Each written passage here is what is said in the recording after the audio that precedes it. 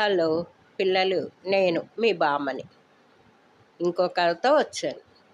బాగున్నారా? కథ చెప్పుకుందామా? స్నేహమే బహుమతి. బహుమతి అంటే గిఫ్ట్. ఓకేనా?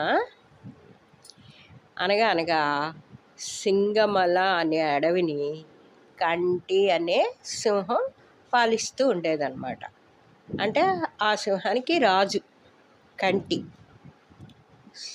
సరేనా పిల్లలు? దానికి నక్క, కాకి అనుచరులుగా ఉండేవి అన్నమాట.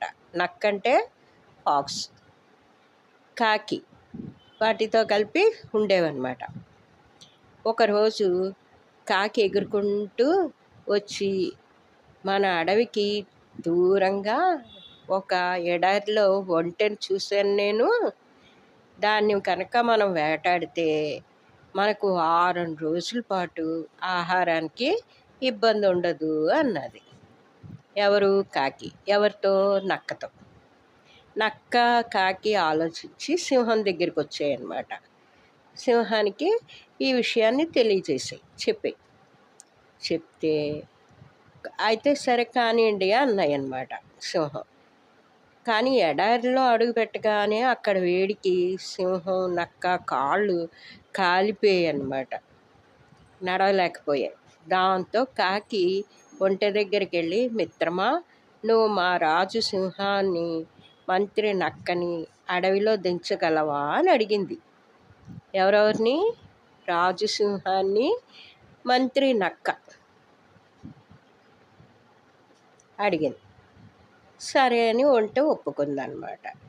సింహాన్ని, నక్కని మోసుకుంటూ వాళ్ళ స్థావరాలకి, అంటే నివసిస్తూ ఉండే ఇళ్ళ దగ్గరికి తీసుకొచ్చిందనమాట. అడవికి తీసుకొచ్చి అక్కడ దింపింది. దాని మంచితనం చూసిన సింహం ఏమందంటే, మిత్రమా, నువ్వు కూడా మాతో ఉండు, ఇక్కడే ఉండు అంది. సింహం ఉన్న బలంగా అలా అనేసరికి ఈ నిర్ణయానికి నక్కకి, కాకి బొత్తిగా నచ్చలేదన్నమాట. ఏంటి ఇలా అన్నది సింహం అనుకున్నాయన్నమాట. దానికి ఒక ఆలోచన చేసి, మహారాజా, కాళ్ళు కాలడం వల్ల మీరు ఇప్పట్లో వేటాడలేరు, మీరు ఆకలితో ఉండడం మేము చూడలేము, కాబట్టి మమ్మల్ని తినండి అన్నాయన్నమాట. ఎవరు? కాకి, నక్క. అది విన్న వెంటనే ఒంటె, వాళ్ళని వదిలేయండి రాజా, చచ్చిపోతే నన్ను చంపితే మీరు ముగ్గురికి కూడా ఆ వారం రోజుల పాటు ఆహారం కాగలను అన్నది. ఎవరు? ఒంటె. అంటూ ముందుకు వచ్చిందనమాట. నక్క, కాకి కావాల్సింది అదే కదా. నక్క, కాకి ఆ మాట కోసం ఎదురు చూస్తూ ఉన్నాయన్నమాట. ఆ విషయం సింహం గ్రహిస్తుందన్నమాట. గ్రహించి అప్పుడు ఆలోచిస్తుంది. సింహానికి వీళ్ళు వేసిన ఎత్తు అనమాట ఇది అనుకుని దాంతో సరే ఒక్కొక్కరుగా వరుసగా రండి అన్నది.